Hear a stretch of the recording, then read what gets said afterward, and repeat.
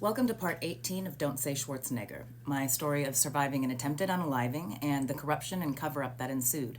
A-list celebrities, politicians, and their offspring are also in this story. So right now we're still going over the court proceedings to talk about the felony probation of three of my attackers, Sean Driz, Alberto, and Maurice Driz, all family members, and how the police found a loaded, stolen, chambered pew-pew and multiple kinds of narcotics in their entire household, where all three had access to on felony probation for a violent crime. So we're doing Maurice Driz's hearing, which is in the regular downtown court, the one that wasn't kept secret like his brother Alberto's in the airport court. So we're in downtown, Judge Mater, and I'm continuing from the same court date from part 17.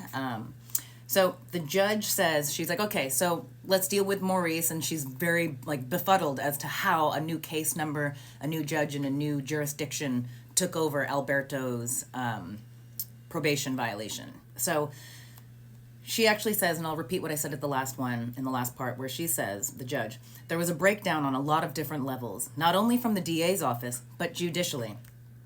And then she proceeds to release Maurice, not add any prison time, not give him anything. She just releases him because her standing is, well, if they released him in that, illegal secret court hearing in downtown or in the airport court, then we can't keep Maurice. So they're putting them in different jurisdictions illegally, and the judge just says, well, whatever, I guess if that illegal thing's happening and they said this, then we'll just release him. So this is how the system works, apparently.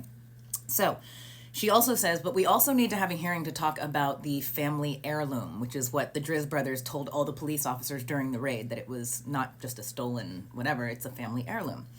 And the judge says the gun is either an antique heirloom given by a family member, as they claimed, or it's a loaded pew-pew in the nightstand, which makes it a very different situation. Different how? You literally found out that it was a very different situation. We went through the evidence, as I'll do in the next parts, and you still released him and didn't give him any prison time. So I don't understand what she means there. Then she says, the judge, who's been dealing with the violent criminals in my case, with multiple plaintiffs and victims and multiple injuries, and she actually says, and I quote, I've got no interest in keeping your client in custody. And at that point she says, okay, well, the airport court, Judge Schwartz, they're trying to take this case away from us.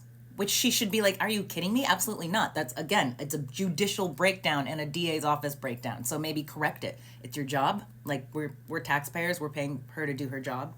I don't know. Call me crazy and a romantic. But so the amazing DDA asks the judge, he says, okay, well, don't you want Alberto's case back then, since it shouldn't have been in the airport court and it shouldn't have a new case number, all that? You want it back, right?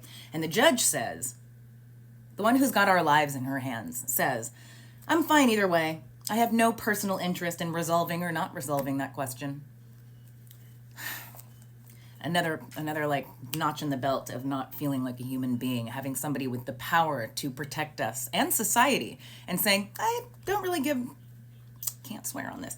I don't really care, that's her kind of whatever. So the DDA says, well, look, it's not only a loaded pew-pew, it was chambered. There's one in the chamber. That's a whole other level beyond a loaded pew-pew.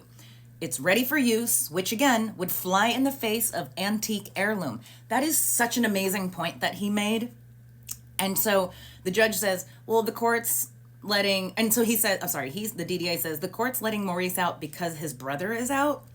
Now, then he reminds the judge, it's a loaded, chambered pew-pew and narcotics found inside all three Driz's home on felony probation for a violent crime. He then reminds the judge there were problems on probation with him drinking before jail, all three of them. So then he says, and I love this, Your Honor, at what point are we going to say enough is enough and keep him in custody? I feel like everybody who's following me here on TikTok agrees. Everyone. As you see all the corruption and evidence laid out, it's like it feels redundant to keep saying it, but I'm not even repeating stuff. I'm just saying each new coincidence, each new crime, everything. There's just so much that it just feels like a lot. So then the judge says, well, when there's proof, I determined there was no probation violation because they had not been clearly told to not arrive at jail with alcohol in their systems on felony probation for violent crime. You're not supposed to have it in your system when you're on felony probation, let alone be in a picture with it. So then the DDA says, well, I don't know if I can say this, the green plants, that people smoke, that, without a prescription, cannot be lying around the house in a duffel bag. Where the judge responds, she just keeps taking these guys' side as if she's their attorney almost. And the judge responds, it says garbage bag. It was very unclear. And the DDA he's like, I have pictures. Like, stop it. Just stop. I have pictures. Stop assuming things that you don't know to take the defendant's side to keep them free. So that was insane. He's just totally coming with the facts and the receipts, and the judge keeps going, well, nobody told them, not to father children with a goat. Nobody told them, So then the judge says, well, that wasn't in his possession either. It was the third prior defendant's room. That would be Sean Driz's room, the duffel bag of the green plants. Again, you can't have illegal drugs without prescriptions and illegal drugs and pew-pews in your home if you're a felon. Please ask every attorney, you guys. Ask every attorney you know, anyone studying law, anyone who's a felon or a former felon or anyone. Please ask. I would love to hear your stories on what their treatment was when they violated probation. I would love to know what precedents there are for this, because this is insanity. So, okay, so we're going to wrap this up quick. So then the judge says, oh, and I want to, if I didn't, add the narcotics condition on probation. We're now like multiple hearings and to discuss multiple probation violations.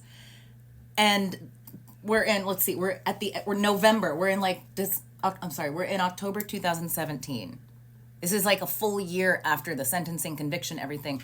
And nobody thought to just assume or write in the probation just saying, hey, you're not supposed to have white powder next to a loaded, stolen, chambered pew-pew in your home.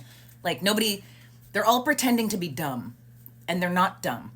They're awful, but they're not dumb. So then, that's the end of the hearing.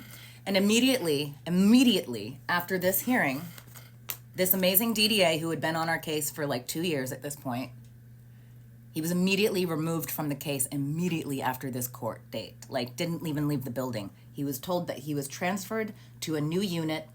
And at that point, he sent me an email saying, well, this is the new DDA that you'll be dealing with. This guy named David Shore, who I immediately emailed for information and blah, blah, blah, blah to communicate with. And he's never emailed me back. He actually had somebody else email me back. Somebody connected to Arnold Schwarzenegger. And I'm going to go over that in the next part. Thank you guys so much. Oh my God, under 8 minutes. Okay, I did it. Thanks. Please, again, I would love to hear any stories or precedents and stuff like that about what your experience or your loved one's experiences are with felony probation violations. Thanks.